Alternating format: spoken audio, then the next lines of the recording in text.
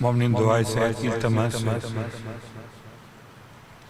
حاضرین میں خدا نخواستہ کو بیمار ہوں ان کے لیے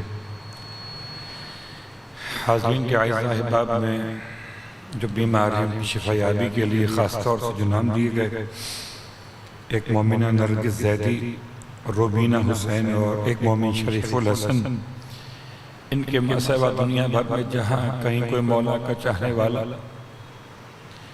یا بستر مرض پر ہے یا آئی سی یو میں ہے یا کینسر کا شکار ہے یا لا علاج کسی مرض سے مبتلا ہے پریشان ہے بیماریوں کے لحاظ سے پروردگار اس مجلس سے ادا کی برکت سے سید سجاد کے وسیلے سے اس ہر مومن اور مومنہ کو شفاء کاملہ صحت عاجلہ عطا صلوات پڑھ لیں محمد و آل محمد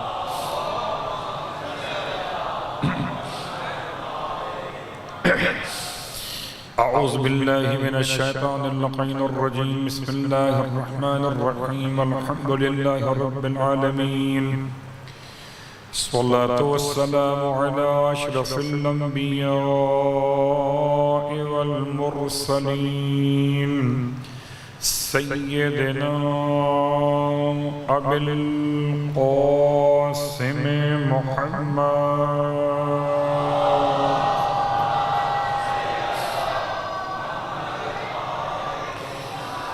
وعلى أهل بيته الطيبين الطاهرين واللعنة الدائمة على أعدائهم أجمعين ما بعد فقد قال الله تبارك وتعالى في كلامه الحميد وفرقانه المجيد قوله الحق وهو أصدق القائلين بسم الله الرحمن الرحيم إنا عرضنا الأمانة على السماوات والأرض والجبال فأبينا أن يحملناها وأشفقنا منها وحملها الإنسان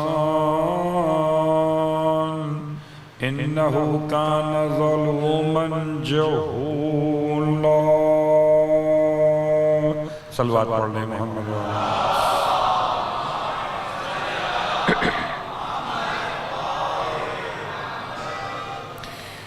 تمام تعریفیں شہیدوں کے پروردگار کے لیے اور تمام ہدیہ درود و سلام شہیدوں کے سید و سردار اور ان کے آباء و اجداد اور ان کی اولاد طیبین و طاہرین کے لیے الحمدللہ الذی جعلنا من المتمسکین بالقرآن العظیم وجعلنا من المتمسکین بولایت علی بن ابی طالب علیہ السلام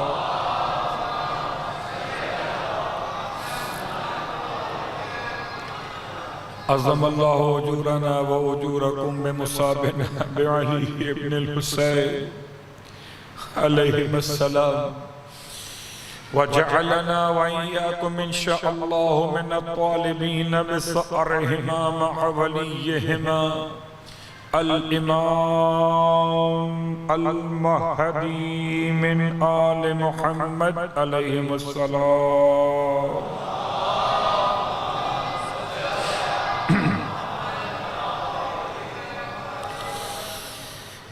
اما بعد فرش ادائے حضرت سید سجاد پر حاضر خدمت ہیں محرم الحرام کی 25 تاریخ 1445 سنہ ہجرت میں امام کے سارے ماتمدار مل کر امام کے خاندان عصمت و طہارت کی خدمت میں پرسہ و تعزیت پیش کرنا چاہتے ہیں قسم خدا ساری زندگی روتے روتے ختم بھی ہو جائیں تو امام سید سجاد کے مصائب پر گریے کا حق ادا نہیں کر سکتے کربلا کے ہر شہید کو رونا آسان ہے سید سجاد کو رونا آسان نہیں ہے بس خدا کی بارگاہ میں اس التماس کے ساتھ کہ وہ مجلس سے ازا نصیب ہو مجھے بھی اور آپ کو بھی اس مجلس سے ازا میں ذکر مصائب سید سجاد کرنے والے حجت خدا امام زمانہ علیہ السلام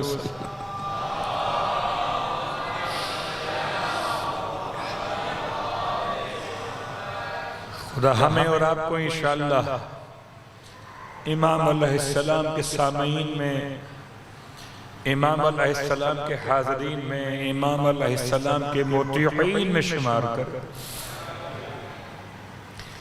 یقیناً 25 محرم کی مناسبت کے ساتھ آپ کی خدمت مقدس میں اپنے عنوان کی اور ربط کو تلاش کر رہا ہوں۔ عنوان سرنامہ کلام کی آیت سورہ مبارکہ الاحزاب کی آیت نمبر 72 پڑھی جا رہی ہے روزانہ۔ یہ آیت، اس کا ترجمہ آج دہرا دیتا ہوں کہ بیچ میں 3 دن گزر گئے بغیر ترجمہ دہرائے ہوئے۔ خدا کی شان، خدا کا اعلان کہ بے شک کہ ہم نے پیش کیا امانت کو زمینوں، آسمانوں اور پہاڑوں کے مقابل۔ تو زمینوں، آسمانوں، پہاڑوں تینوں نے اس امانت کو اٹھانے سے انکار کر دیا، اور صرف انکار نہیں کیا بلکہ اس سے خوف زدہ ہو گئے۔ یہ میرے الفاظ نہیں ہیں، قرآن کی آیت کا ترجمہ ہے۔ وَأَشْفَقْنَ مِنْهَا، اور یہ تینوں اس سے خائف ہو گئے اس امانت سے۔ وَحَمَلَهَا الْإِنسَانِ، اور انسان نے اس امانت کو اٹھا لیا۔ وہ یا 4 تذکرے ہیں یہاں پر، ایک آسمان شکل جمع میں، ایک زمین شکل مفرد میں، ایک پہاڑ شکل جمع میں۔ اِنَّا عَرَضْنَا الْأَمَانَةَ عَلَى السَّمَاوَاتِ وَالْأَرْضِ وَالْجِبَالِ، سماوات سما کی جمع، جبال جبل کی جمع، مگر زمین الارض یہ صیغہ مفرد،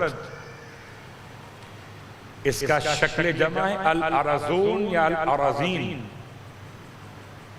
اگر الفاظ یہ ہوں کہ اِنَّا عَرَضْنَا الْأَمَانَةَ عَلَى السَّمَاوَاتِ وَالْأَرَضِينَ وَالْجِبَالِ، تو تینوں کا صیغہ جمع ہو جائے گا۔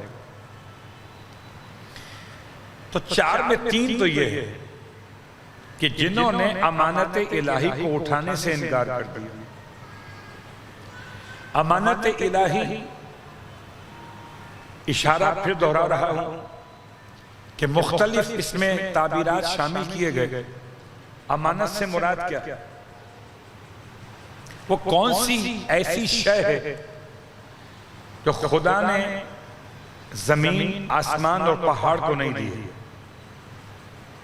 انسان کو عطا کی؟ اب خلافت الہیہ کہیے یا ولایت علی ابن ابی طالب علیہ السلام کہیے،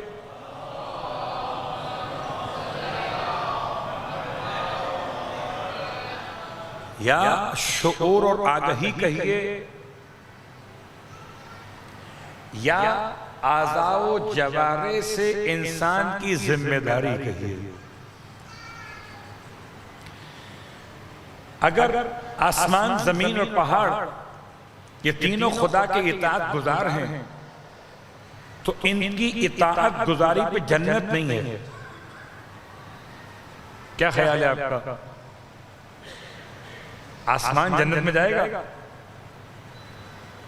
نہیں جائے گا، حالانکہ اطاعت گزار ہے۔ زمین جنت میں جائے گی کہ بس زمین کربلا جائے گی، اس لیے کہ وہ آئی وہیں سے۔ صلوات پڑھے محمد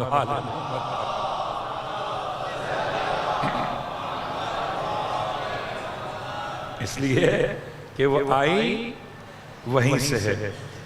لیکن عجیب ہے زمین کربلا سمجھ میں نہیں آتی. مقام ابراہیم جنت سے آیا ہے پتھر، حجر اسود جنت سے آیا ہے پتھر، حجر بنی اسرائیل جنت سے آیا پتھر، ریاض الجنہ جنت کا ٹکڑا جنت سے آیا. ٹکڑا سمجھ میں آ گیا، پتھر سمجھ میں آ گئے، کربلا سمجھ میں نہیں آئی. اس لیے کہ جو پتھروں کی زبان سمجھتے ہوں انہیں پتھر سمجھ میں آتے ہیں، انسانیت کے موسم کی کربلا کہاں سمجھ میں آیا. تو زمینیں آسمان اطاعت گزار ہیں جی. پہاڑ، وہ پہاڑی تو تھا نا جب حضرت نوح علیہ السلام طوفان نوح کے آنے کے بعد کشتی میں سوار تھے اور آپ کے ساتھ اہل ایمان سوار تھے اور آپ کا اپنا سگا بیٹا کشتی میں سوار ہونے سے انکار کر رہا تھا. اللہ کے نبی نے اپنے بیٹے کو آواز دی کہ بیٹا آئیے کشتی میں آئیے. بیٹے نے کہا کہ کیوں؟ کہ بہت پانی ہے، طوفان ہے. کہ کوئی بات نہیں، کتنا پانی ہوگا؟ کبھی کبھی آپ کی توقعات کے برخلاف بھی بارش ہو جاتی ہے. جیسے آج کل موسم بڑا عجیب ہے کہ جتنے لگے تھے سولر سسٹم ان کی بیٹریاں جواب دے رہی ہیں. بادل چھائے ہوئے، کچھ لوگ دعا دے رہے ہیں، صلوات پڑھیں محمد و آل محمد، دعا دے رہے ہیں. اچھا مسئلہ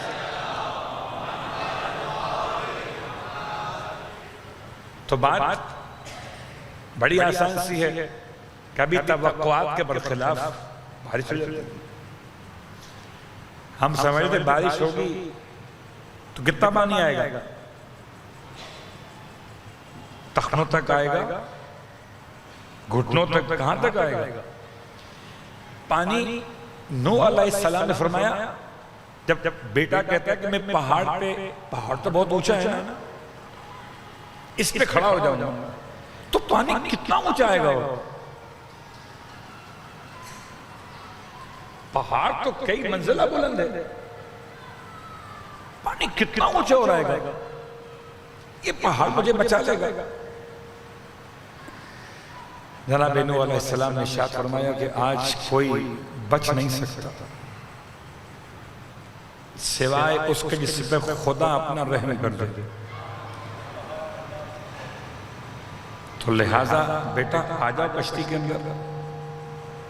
نہیں آیا. مطمئن تھا کہ پہاڑ پہ کھڑا ہوا. کیا خبر تھی کہ اتنا بڑا طوفان تو کبھی تاریخ میں آیا ہی نہ تھا. کوئی ریسرچ ورک بھی کرے ماضی کے واقعات پر، اتنا بڑا طوفان کبھی نہیں آیا تھا. اور جہاں تک ہم سمجھ رہے ہیں نہ اس کے بعد کبھی اتنا بڑا طوفان آیا اور نہ آئے گا سوائے قیامت کے. نہ آئے گا سوائے قیامت کے. تو یہ پہاڑ پہ کھڑا ہو گیا. اب ایک تو یہ پہاڑ تک پانی پہنچتا پھر اس کو ڈبو دیتا، تو پانی اس تک پہنچتا پھر اس کو ڈبو دیتا. پروردگار نے پہاڑ پر وحی نازل کی کہ کیا تو میرے مجرم کو پناہ دے گا؟ پہاڑ خوف خدا سے پگھلنا شروع ہوا. قبلہ پتھر پگھلتے ہیں جی، اگر سینوں میں رکھے ہوئے ہوں تو. پتھر پگھلتے ہیں اگر معصوم کے قدموں کے نیچے آ جائیں تو. ورنہ مقام ابراہیم پر کسی نے پتھر کو تراش کر قدم نہیں بنائے ہیں. کسی نے پتھر کو تراش کے قدم کے نشان نہیں بنائے، یا نیشا پور میں امام رضا علیہ السلام کی یادگار کیا کسی نے تراشا ہے؟ کیا پتھر موم ہو گیا؟ پتھر کا موم ہونا اور ہے، پہاڑ کا پگھلنا اور ہے۔ ایسے پگھلا جیسے چربی آگ کی شدت میں پگھل جاتی۔ ایک چربی کا پہاڑ بنائیے اور آگ لگا دیجئے، کچھ دیر بعد وہ پہاڑ بالکل لیول پہ آ جائے گا۔ ایسا ہی ہوا۔ تو بات کیا تھی کہ خدا نے پہاڑ پر وحی نازل کی اور پہاڑ ریزہ ریزہ ہو گیا، ختم ہو گیا۔ تو نہ زمین، نہ آسمان، نہ پہاڑ، یہ تینوں جنت میں نہیں جائیں گے۔ حالانکہ اطاعت گزار پہاڑ بھی ہے، پگھل گیا، اطاعت گزار زمین بھی ہے کہ خدا کی مخلوقات کو پناہ دیے ہوئے گود بنی ہوئی ہے، اطاعت گزار آسمان بھی ہے۔ پھر جنت میں جائیں گے کیوں نہیں؟ کہ اس لیے کہ ان کی اطاعت بالاختیار نہیں ہے۔ اگر بالاختیار ہو تو قابل تعریف ہے، اور جب قابل تعریف ہو تو پھر جنت ہے۔ انسان میں ارادہ اور اختیار کی آزادی رکھی گئی۔ انسان کو خدا نے ایسا بنایا کہ سورہ انسان پڑھیے، پورے قرآن میں ایک ہی سورہ ہے انسان کے لیے۔ صلوات پڑھے محمد و آل محمد۔ حالانکہ پورا قرآن انسان کے لیے ہے۔ کسی نے مجھ سے سوال کر لیا اور سوال بھی کیا، پاکستان سے باہر رہنے والے ایک مومن نے، پہلے یہیں رہتے تھے گلبرگ کی طرف، اب چلے گئے باہر۔ کہ مولانا یہ قرآن کے بارے میں بات سمجھ میں نہیں آ رہی۔ کیا بات؟ کہ قرآن میں قصے کہانیاں ہیں، قرآن پچھلے لوگوں کی داستان کی کتاب ہے اور تو کچھ نہیں۔ لا حول ولا قوت الا باللہ۔ کہنے لگے مجھ سے کسی خاتون نے بحث کی، میرے پاس جواب نہیں تھا۔ یہ فلاں قصہ، ہود کا قصہ، عاد و ثمود کا قصہ، نوح کا قصہ، ابراہیم کا قصہ، یہ قصوں کی کتاب ہے قرآن۔ اللہ اکبر۔ جواب میں کیا کہتا؟ اس سے قرآن سمجھ میں نہیں آیا، اسے آل محمد سمجھ میں کیسے آ جائیں گے؟ آپ سب کیا پڑھتے ہیں ام القرآن میں؟ سورہ الحمد۔ سورہ الحمد میں کہیں قصہ ہے؟ کلمات پڑھیں محمد و آل محمد، بتائیے کوئی قصہ ہے؟ قوم سمود کا حال اس میں نہیں، قوم عاد کا حال نہیں۔ جو ام الکتاب خلاصہ قرآن، مقدمہ قرآن، دیباچہ قرآن ہے، اس میں الف سے لے کر یہ تک 7 آیتوں میں کوئی آیت نہیں ہے جو قصے سنا رہی ہو آپ کو۔ اور پورا قرآن کس کو یاد ہے؟ الحمد سب کو یاد ہے۔ ابا مر گئے تو الحمد، اماں مر گئی تو الحمد، نماز میں آئے تو الحمد، فاتحہ دینے کھڑے ہوئے تو الحمد، بیمار کی شفا یابی کے لیے الحمد۔ اور کیا الحمد کی شان ہے؟ امام موسی کاظم علیہ السلام ارشاد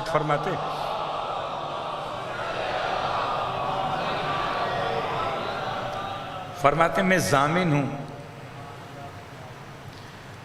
ایسے شخص کی بیماری کی شفا کے لیے کہ جو اس سورے کی تلاوت کرے اپنی شفا یابی کے لیے، جو قرآن کے برابر ہے۔ یعنی پورا قرآن ایک طرف اور ایک سورہ ایک طرف ہے۔ سورہ الحمد کیسے تلاوت کریں؟ فرمایا مریض اپنا گریبان کھولے اور کھول کے الحمد 7 مرتبہ پڑھ کر اپنے وجود کے اندر دم کر دی۔ امام فرماتے ہیں اگر شفا نہ ہو تو 7 دفعہ کے بعد 70 دفعہ پڑھے۔ میں ضامن ہوں موت کے علاوہ ہر مرض کی شفا ہے سورہ الحمد کے اندر۔ تو بات سے بات یوں آ گئی کہ انسان کے امانت اٹھانے کا مسئلہ تھا، پہاڑ زمین و آسمان امانت اٹھانے میں کیوں ناکام رہے، اور خدا نے انسان میں کیا رکھ دیا ایسا کہ انسان امانت الہی کو اٹھانے کے قابل بن گیا۔ یہ امانت الہی کیا ہے؟ یہ آزادی ارادہ اور آزادی اختیار ہے۔ سورہ انسان کے الفاظ کیا ہیں؟ حل اتی علی الانسان حین من الدہر لم یکن شیئا مذکورا۔ پڑھتے جائیے، خدا فرماتا جا رہا ہے انسان کو کیسا بنایا ہے، انا ہدینا السبیل اما شاکرا و اما کفورا۔ راستہ ہم نے سمجھا دیا، اب انسان کی مرضی ہے شاکر بنے یا کافر بنے۔ آسمان کے پاس اختیار نہیں کہ شاکر بنے یا کافر بنے، زمین کے پاس اختیار نہیں کہ شاکر بنے یا کافر بنے، پہاڑ کے پاس اختیار نہیں ہے کہ شاکر بنے یا کافر بنے۔ اختیار ہے تو کس کے پاس؟ انسان کے پاس۔ اس لیے خدا کہتا انہو کانا ظلوما جہولا۔ انسان نے اٹھا تو لیا، لیکن اگر اٹھانے کے بعد ذمہ داری نہ نبھا سکا تو ظالم بھی ہو جائے گا اور جاہل بھی۔ صلوات پڑھے محمد وآلہ۔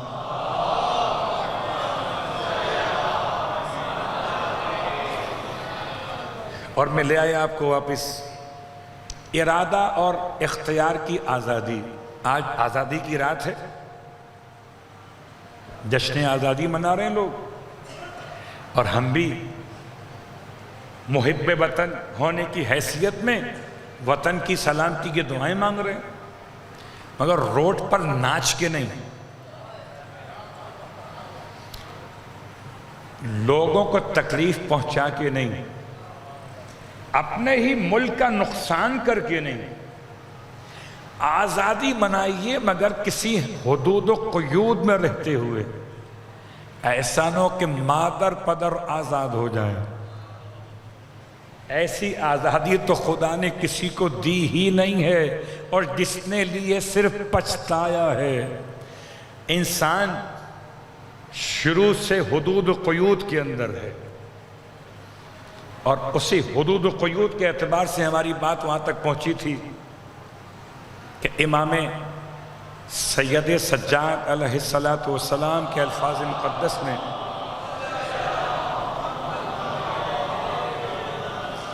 آپ علیہ السلام نے انسانی اعضاء و جوارح کے رائٹس بتانا شروع کیے، اور ہم پہنچے تھے زبان کے بعد سماعت کا حق بیان کر رہے تھے۔ کان میرے ہیں، کان آپ کے ہیں، تو کیا آپ اپنی سماعت کے مالک ہیں؟ آپ پوچھیں گے نا، نہیں میں مالک ہوں، جو چاہوں سنوں، جو چاہوں نہ سنوں، میں مالک ہوں۔ اللہ اکبر۔ خدا کی عظیم نعمت ہے یہ کان، اور اس عظیم نعمت کو اگر سورہ یونس کی آیت نمبر 31 میں جا کے دیکھیے تو خدا اپنے حبیب سے فرما رہا ہے، ان سے سوال تو کیجئے، قل، پوچھئے ان سے، کہیے، میں کون ہے؟ یرزقکم، جو تمہیں رزق دیتا ہے، من السماوات والارض، آسمانوں سے اور زمین سے، امن یملک السمع والابصار، اور پوچھے کافروں سے کون ہے تمہاری سماعت اور بصارت کا مالک؟ تو کافر کہیں گے هو اللہ۔ سورہ یونس، میری بات اگر سمجھ میں نہ آئی ہو تو آپ ترتیب سے آیتیں پڑھیے گا، 3 آیتیں پہلے کی، 2 آیتیں بعد کی، کہ سرکار ختمی مرتبہ سے خدا نے کس طرح کلام کیا، اور کافروں کے پاس کوئی جواب نہیں ہے۔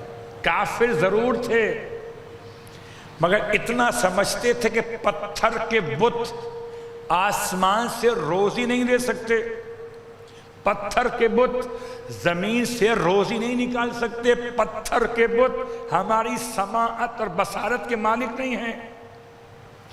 تو ہم اپنی سماعت اور بصارت کے مالک نہیں ہیں۔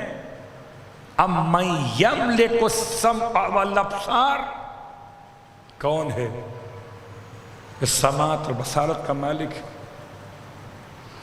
آپ کو واپس لے جاؤں سورہ نحل کے اندر پروردگار کا اعلان، وَاللَّهُ أَخْرَجَكُم مِّن بُطُونِ أُمَّهَاتِكُمْ لَا تَعْلَمُونَ شَيْئًا، ہم آئے کیسے تھے؟ کچھ نہیں جانتے تھے۔ فَجَعَلَ لَكُمُ السَّمْعَ وَالْأَبْصَارَ وَالْأَفْئِدَةَ، تو اس نے کیا کیا؟ اس نے سماعت، بصارت اور قوت قلب عطا کر دی۔ اب آئیے سماعت کے مسائل کو آسان کرتے ہوئے عجیب بات ہے، پورے قرآن میں تلاش کیا میں نے، پروردگار نے لفظ اذن بہت کم استعمال کیا ہے۔ زبان ہے آلہ تکلم، آلہ تکلم استعمال کیا، لفظ کلام استعمال نہیں کیا۔ جب بات آئی سننے والی تو خدا نے آلہ سماعت کا لفظ چھوڑ کر سماعت استعمال کی ہے۔ کچھ تو حکمت ہے، اسی حکمت کی تلاش کے لیے آئیے ہم آگے بڑھتے ہیں۔ 185 مقامات پر قرآن مجید نے لفظ سماع کو استعمال کیا الگ الگ انداز سے۔ خدا کی عظیم نعمت، اور ایسی نعمت کہ واقعاً انسان اگر صرف سماعت پر خدا کا شکریہ ادا کرنا چاہے، پھر اشارہ کر رہا ہوں کان کے 3 حصے، اور 3 حصوں میں کیا کیا الگ الگ انداز ہیں۔ آپ کو یاد ہے پرسوں بات ہو رہی تھی، ایک پانی اندر ہے، ایک پانی باہر ہے، درمیان کے حصے میں 4 ہڈیاں ہیں،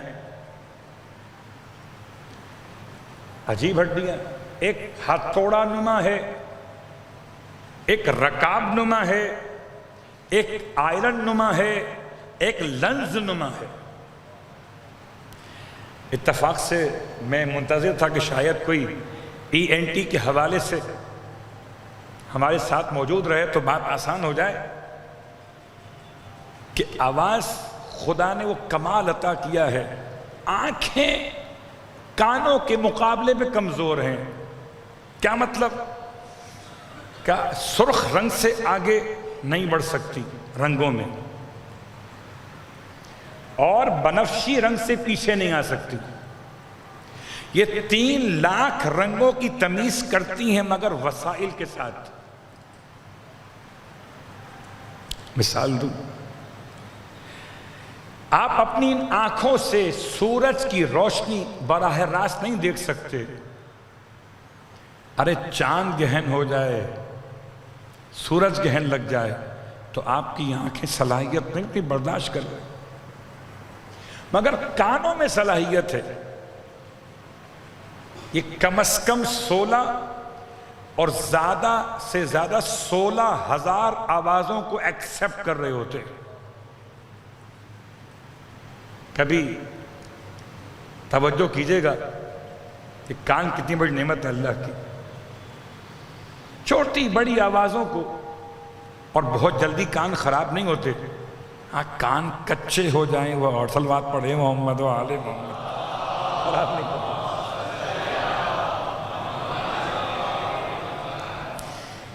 سننے کے اعتبار سے کان کی صلاحیت کیا ہے؟ کان کی صلاحیت یہ ہے کہ اس میں جو آوازیں ہیں،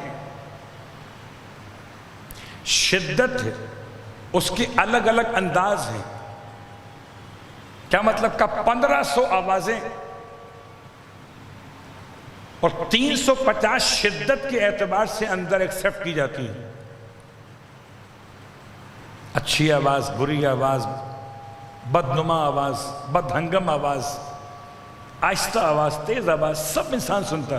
اور حد تو یہ ہے کہ سوتے ہوئے آنکھیں بند ہوں تو کبھی کبھی کان کھلے ہوتے. یعنی جیسے شاید کہا جاتا ہے کہ وضو کے مسائل میں اگر آپ وضو کر کے بیٹھے تھے نماز کے لیے، اور خاص طور سے اگر جمعے کی نماز ہو، اب قسم کھا کے کہتا ہوں میں ممبر سے، جب مجھے جمعے کی نماز پڑھانی نہیں ہوتی، کہیں پڑھنی ہوتی ہے، تو خطبے میں ایسی نیند آتی ہے، سوچتا ہوں پڑھانا آسان تھا، پڑھنا مشکل. صلوات پڑھے محمد والے. اپنا تجربہ بیان کر رہا ہوں. اور تو اگر مجھے خطیب کی زبان آتی ہو، عربی میں خطبہ دے رہے تھے، تو شاید نیند چلی جائے، اور اگر مجھے ان کی زبان نہ آتی ہو تو نیند بہت آتی ہے. اب ایسے میں نیند بار بار آ رہی ہے، اور وضو کے بغیر نماز نہیں ہو سکتی، خطبہ تو ہو جائے گا. سننے والوں کی بات ہو رہی، پڑھنے والے کی نہیں. خطبہ سن سکتے ہیں آپ بغیر وضو کے، نماز نہیں پڑھ سکتے. اب اگر ایسے میں آپ پر نیند غالب آ گئی تو نیند کی دو قسمیں ہیں. ایک نیند وہ ہے کہ اس میں آنکھیں بند ہو گئیں مگر کان کھلے ہوئے. کان کھلے ہوئے کیا مطلب؟ خطرناک جملہ ہے. آنکھیں بند ہیں، ہم سمجھے آپ سو گئے، آپ کے کان کھلے ہوئے تھے، سب سن لیا آپ نے. وضو بچ جاتا ہے.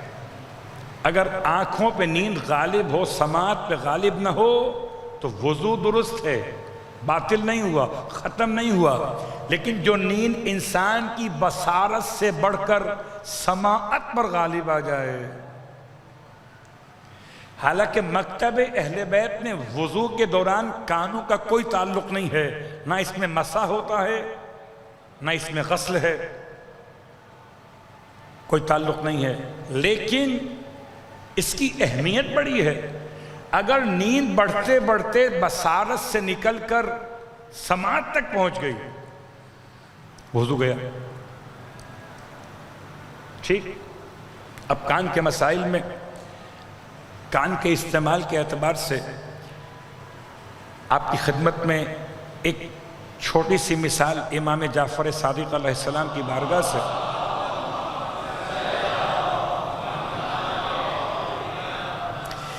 کبھی کبھی انسان بڑا معصوم سمجھتا ہے اپنے آپ کو. ایسے ہی وہ شخص جو خدمت میں آیا مولا کی، کہتا ہے مولا سے کہ مولا میرے پڑوس میں کچھ ایسے افراد رہتے ہیں کہ جو گانے وغیرہ گاتے ہیں، یہ ان کے گھر وہ گانا گانے والیاں آتی ہیں.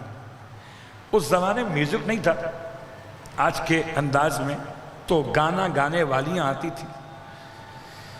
کہتا ہے مولا میں سننے جاتا نہیں ہوں،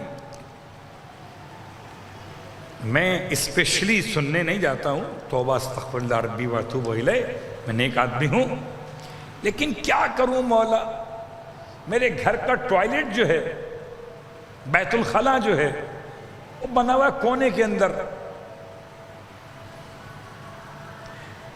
اور چونکہ اسلامی طریقہ یہی ہے، یہ اٹیچ بات کا تصور اسلامی نہیں ہے. آج نہیں تو کل جیسے جیسے انسان بیماریوں کا شکار ہوگا، سمجھ میں آئے گا کہ ایشین کموڈ بہتر ہیں یا فرنگی کموڈ. اسلام کیا کہتا ہے؟ ایسے ہی مسئلہ بیت الخلا کا. تو بیت الخلا بنا ہوا ہے دور آخر کونے میں، اور میں جب جاتا ہوں بیت الخلا تو جاتا تو بیت الخلا حاجت کے لیے، مگر چونکہ پڑوس سے لگا ہوا ہے اور وہاں سے آواز آتی ہے یہاں تک، تو کچھ دیر کے لیے اپنا اسٹے لانگ کر لیتا، کچھ دیر مزید بیٹھ جاتا. بہت ساری باتیں ہو سکتی ہیں، اپنے آپ کو روک رہا ہوں، ایسا نہ ہو کہ وہ آداب اور مستحبات بھی میری زبان پر آ جائیں جو بیت الخلا کے. بیٹھ جاتا ہوں کچھ دیر کے لیے، تو اس میں تو برائی نہیں. اگر گانے کی آواز، گانا گانے والیوں کی آواز بیت الخلاء میں آ رہی ہو، اور میں گیا اپنے کام سے تھا، اور کچھ دیر کے لیے میں نے اپنے قیام کو بڑھا دیا۔ امام نے جواب میں اپنا کوئی جملہ ارشاد نہیں فرمایا۔ امام نے جواب میں سورہ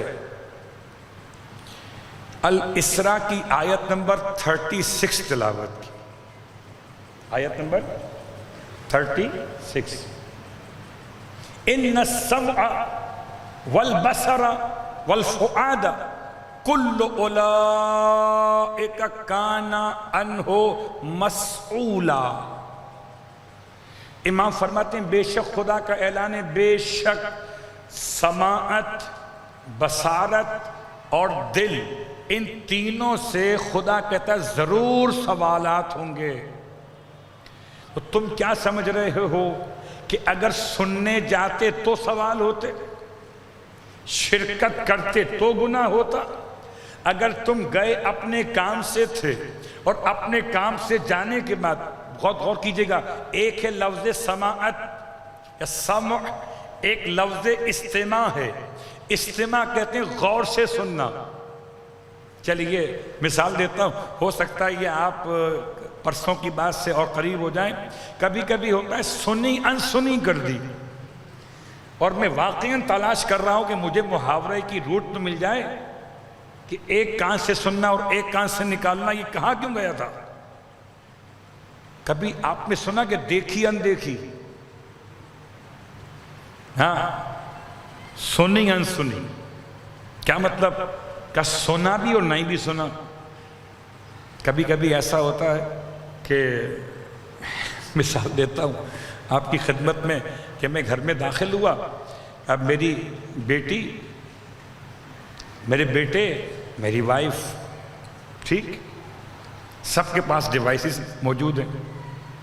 کسی کے پاس ٹیبلٹ ہے، کسی کے پاس موبائل فون، کسی کے پاس لیپ ٹاپ ہے۔ اب میں نے گھر میں داخل ہو کر کہا السلام علیکم ورحمۃ اللہ وبرکاتہ۔ اب گھر میں جتنے افراد تھے سب کے سب زندہ موجود، ہوش و حواس میں، لیکن کوئی موبائل پر بزی، کوئی ٹیبلٹ پہ بزی، کوئی لیپ ٹاپ پہ بزی، کسی نے سلام کا جواب ہی نہیں دیا، جیسے سنا ہی نہیں ہو۔ تو کان تو اپنا کام کر رہا ہے، کان میں جو آواز قبول کرنے کی صلاحیت ہے وہ تو کام کر رہا ہے۔ جب میں نے دیکھا کہ کسی نے سلام کا جواب نہیں دیا، میں نے خاموشی سے گیلری کا راستہ اختیار کیا اور وائی فائی کا سوئچ جو لگی ہوئی ڈیوائس تھی اس کو آف کر دیا۔ جیسے ہی وائی فائی کنیکشن آف ہوا، سب کے سب پریشان ہو گئے، کس نے کیا، کون آیا؟ تب کہا وعلیکم السلام، صلوات پڑھے محمد۔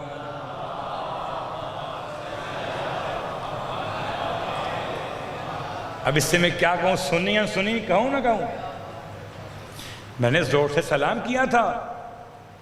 اللہ اکبر۔ یہ جدید وسائل کا استعمال حرام نہیں ہے، آپ کے لیے ہی ہے، مگر انسانیت کے ساتھ ہے، انسانیت کے بغیر نہیں ہے۔ اس کے پروٹوکول ہیں، اس کے مینرز ہیں، اس کے آداب ہیں۔ ایسا نہ ہو کہ انسان انسانوں میں رہ کر تنہا ہو جائے۔ تو امام کا جواب کیا تھا؟ ان السمع والبصر والفؤاد کل اولئک کان عنہ مسئولا۔ تو ایک سماعت وہ ہے کہ جس میں انسان کو آواز آ رہی ہے مگر سنتا نہیں ہے، غور نہیں کر رہا، اور ایک وہ سماعت ہے جس میں غور کر رہا ہے۔ جب غور کرنے لگے تو گناہ شروع ہو جاتا ہے۔ اگر غیبت کے جملوں پہ غور کرنے لگے تو گناہ شروع ہو جاتا ہے۔ اگر حرام آوازوں پہ غور کرنے لگے تو گناہ شروع ہو جاتا ہے۔ اور جب تک غور نہ کرے خدا خالی آوازوں پر گناہ نہیں لکھواتا ہے۔ اب بس میں جا رہے تھے، اب تو خیر زمانہ بدل رہا ہے، بسوں میں کبھی پرانا دور یاد کریں تو پرانے انداز سے میوزک بجتے تھے بسوں میں، اور جن کو گھر میں دستیاب نہیں تھے وہ بس میں بیٹھ کے اپنا ٹائم پاس کرتے تھے. تو اگر ویسے ہی کان میں آواز جاتی رہی تو کچھ بھی نہیں ہے، لیکن اگر آپ نے اس دونوں آنے والی آوازوں کو دل میں جگہ دے دی تو یہ دروازہ ہیں کس کا؟ دل کا. امام سجاد علیہ السلام کے جملے تھے.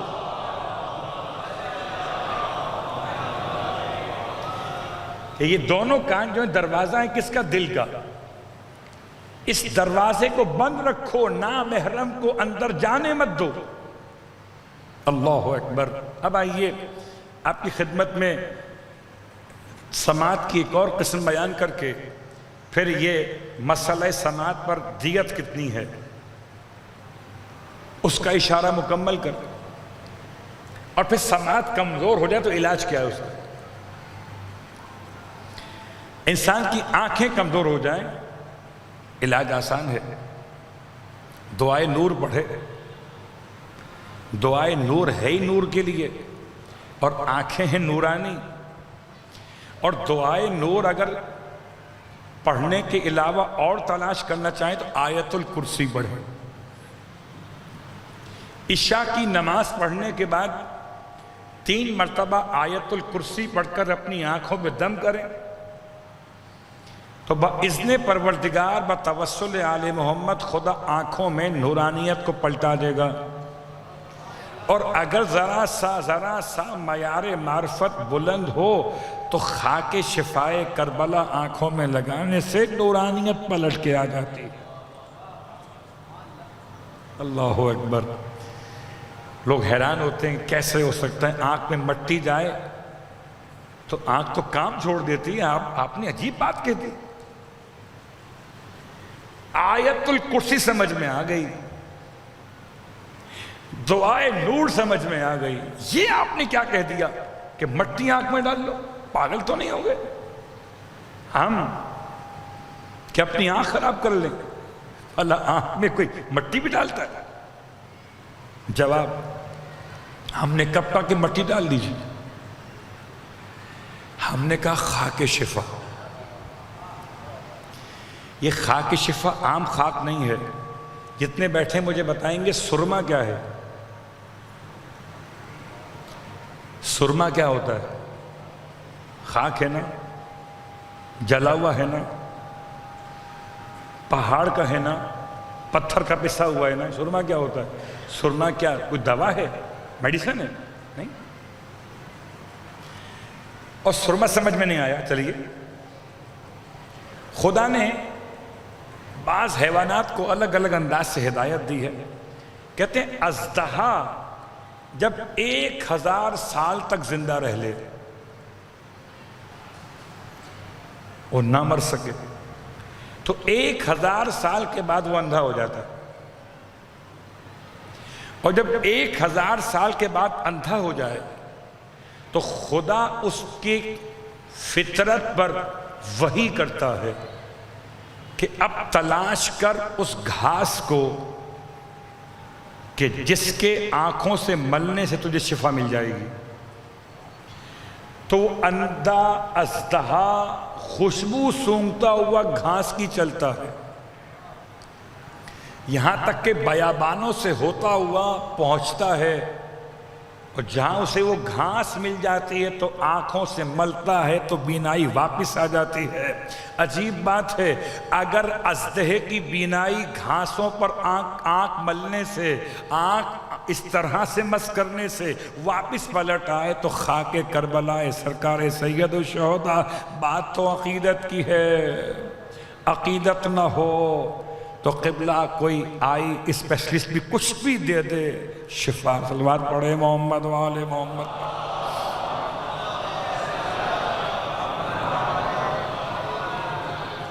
تو بات سے بات نکل کے اس لیے آ گئی کہ کان کا مسئلہ اور ہے اور آنکھ کا مسئلہ اور ہے. ہم ابھی آنکھ کی بات نہیں کر رہے. آنکھ کی باتیں آئیں گی جب آنکھ کا حوالہ آئے گا. ہو سکتا ہے کل سے آ جائے. آج تو کان کی بات ہے.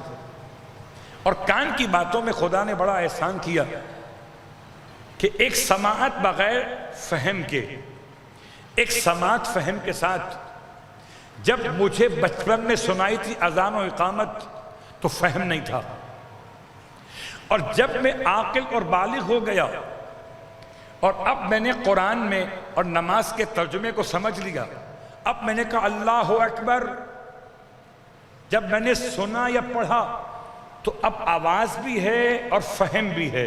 میں سمجھ رہا ہوں کہ حی علی الصلاۃ کے معنی کیا ہے، میں سمجھ رہا ہوں کہ حی علی الفلاح کے معنی کیا ہے، میں سمجھ رہا قد قامت الصلاۃ کے معنی کیا ہے۔ ایک آواز یہ ہے، ایک آواز وہ تھی، بچپن میں آواز تھی، فہم نہیں تھا، جوانی میں آواز بھی ہے اور فہم بھی ہے۔ لیکن صبح کی اذان تھی اور کل چھٹی ہے، آفس نہیں جانا، خدا نے مجھے بڑا مال دیا ہے، ایسے موسم میں بھی ایئر کنڈیشن کھولا ہوا ہے۔ جیسے کان میں اذان کی آواز آئی اور سمجھ میں آیا کہ حی علی الصلاۃ آؤ نماز کی طرف، میں نے کمبل لیا اور کان پہ ڈال لیا۔ اب سماعت ہے، فہم ہے، مگر عمل نہیں ہے۔ وہ سماعت اور فہم کس کام کا؟ یا عمل نہ ہو۔ چلیے میں آپ سے کہتا ہوں پانی پلائیے، کیا کہا میں نے آپ سے؟ پانی پلائیے۔ آپ لفظ آپ تک پہنچ گئے، معنی بھی آ گئے۔ اگر آپ پانی نہ پلائیں اور کہیں مولانا سبحان اللہ سبحان اللہ، آپ کیا خوبصورت مجلس پڑھ رہے ہیں، آپ کے کیا کہنے، آپ کا امامہ ایسا ہے اور آپ کی ابا ایسی اور آپ کے الفاظ ایسے، میں پانی مانگتا رہا، آپ تعریف کرتے رہے، میں انا للہ ہو گیا، آپ ماشاءاللہ ہو گئے۔ صلوات پڑھے محمد و آل محمد۔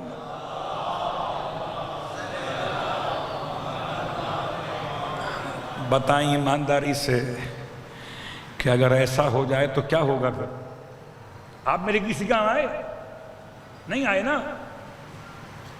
تو سماعت کافی نہیں ہے، ساتھ میں فہم چاہیے، اور فہم کافی نہیں ہے، ساتھ میں عمل چاہیے۔ آئیے سماعت اور فہم کی دوسری مثال آپ کی خدمت میں۔ کبھی کبھی یہ مثال سمجھ لینا چاہیے، مگر اس سے پہلے میں قرآن کی آیت پڑھ دوں۔ پروردگار اپنے حبیب کی شان کو بیان سورہ فاطر میں کر رہا ہے۔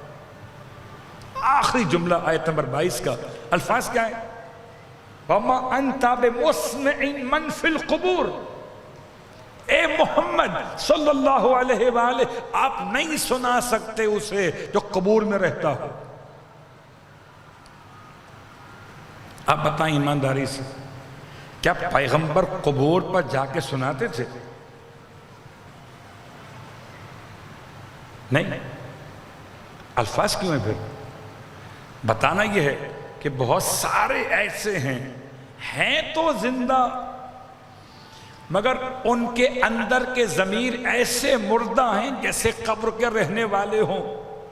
خدا کا بڑا احسان ہے، زندہ لاشیں اور ہیں، قبر کے شہید اور ہیں۔ یہ زندہ لاشیں سنتے نہیں ہیں، وہ قبر کے شہید سنتے ہیں۔ دلیل چاہیے؟ امام صادق علیہ السلام کے الفاظ سن لیجئے، جب آپ نے ارشاد فرمایا اپنے مر جانے والوں کے سرہانے بیٹھ کر تلقین پڑھا کرو۔ تلقین کے 3 مرحلے اور تینوں ایسے۔ ہو سکتا ہے میں کہوں ایک حالت احتضار میں ہے تو ابھی تو میں زندہ ہوں، آپ مجھے پڑھا رہے تھے من ربو کا، تو اس سے پوچھا جائے گا نقوی، پروردگار کون ہے، نبی کون ہے، قبلہ کون سا ہے، کتاب کون سی ہے، سب کو جواب دینے ہوں گے۔ اور یہ نکل گئے نقوی صاحب، اب سناؤ انہیں۔ قبر میں لٹایا آپ نے مجھے اور دونوں میرے شانے پکڑ لیے، اور شانے پکڑ کے ہلا ہلا کر کہا سنو اے فلان ابن فلان، اور سنو اور سمجھو، اسمع افہم۔ اللہ اکبر۔ جب بچپن میں اذان سنائی تھی تو فہم نہیں کہا تھا، اب جب قبر میں تلقین سنا رہے ہو تو فہم بھی کہہ رہے ہو کہ بیچ میں جوانی گزار کے آیا۔ صلوات پڑھے محمد و آل محمد۔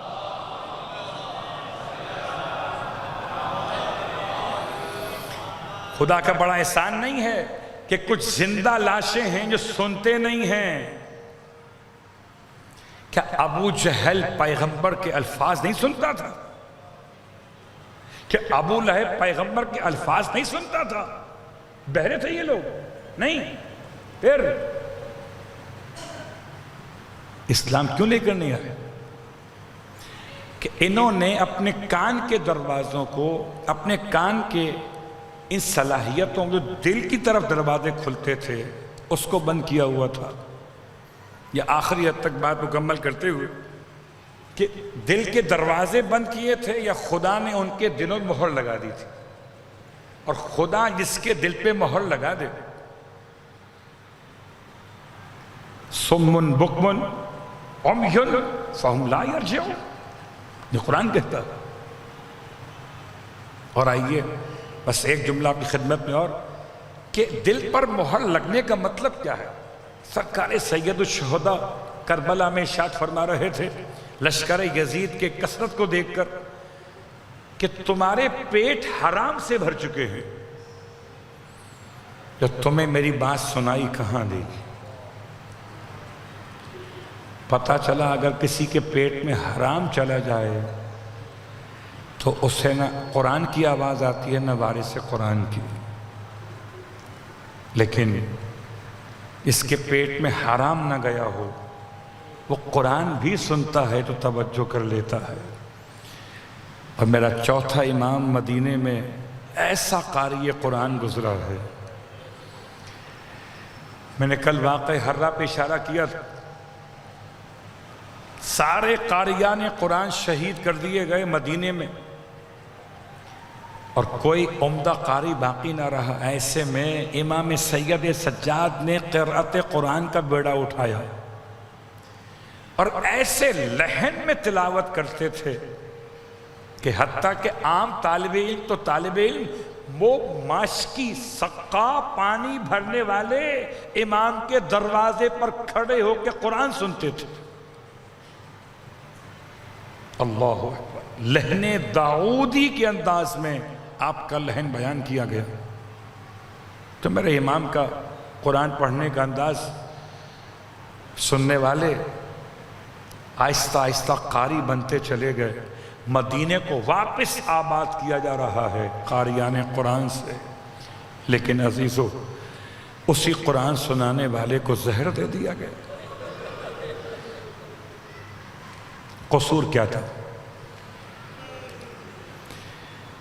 نہ قیام ہے نہ خروج، نہ حکومت کے خلاف کوئی جہاد ہے، نہ کوئی بغاوت کا جملہ، لیکن سید سجاد کے رونے سے حکومتیں پریشان رہتی تھیں، اس لیے کہ جب اپنی دعاؤں میں اور اپنے الفاظ بکا میں آپ ظالموں کے چہروں سے نقاب اٹھاتے تھے تو ظالم پریشان ہو جاتے تھے۔ اس لیے اتنی ہمت تو نہ کی کہ سید سجاد کو میدان میں بلا کے ذبح کرتے، ڈر گئے تھے کربلا کے بعد سے ظالم، تو پھر زہر کے ذریعے سے سید سجاد کے زندگی کے چراغ کو خاموش کرنا چاہا۔ ہائے وہ عبادت گزار، ہائے وہ سجدہ کرنے والا، وہ 400 گھرانوں کو راشن پہنچانے والا۔ رونے والوں آج 25 محرم کی تاریخ ہے، رونے والوں آج وہ رات آ گئی جس رات میں میرا 5واں امام بابا کے بغیر ہے۔ آج وہ رات ہے جس میں امام کے یتیم اپنے بابا کو یاد کر رہے ہیں۔ آج سارے مدینے میں عجیب کیفیت ہے، جو روز باپ کو روتا تھا آج وہ رونے والا چلا گیا۔ واہ غربتا، خالی گیا نہیں ہے بلکہ اس کے ساتھ ساتھ عجیب کیفیت ہے۔ 5ویں امام فرماتے ہیں میرے بابا جس سواری کو استعمال کرتے تھے اس اونٹنی کا عجیب حال ہے، وہ قبر سید سجاد پہ جا کے گریہ کر رہی ہے، اپنے مالک اور مولا کو یاد کر رہی ہے۔ کہتے ہیں کسی نے 5ویں امام کی خدمت میں آ کے بیان کیا، مولا اسے تو لائیے، وہ آپ کے بابا کو یاد کر رہی ہے ناقہ۔ امام آئے قبر سجاد پر، ناقے کو واپس لائے، چارہ کھلانا چاہا، پانی پلانا چاہا، مگر واپس وہ رسی توڑا کے اسی مقام پہ گیا، روتے روتے ناقہ سید سجاد، غم سید سجاد میں دم توڑ گیا۔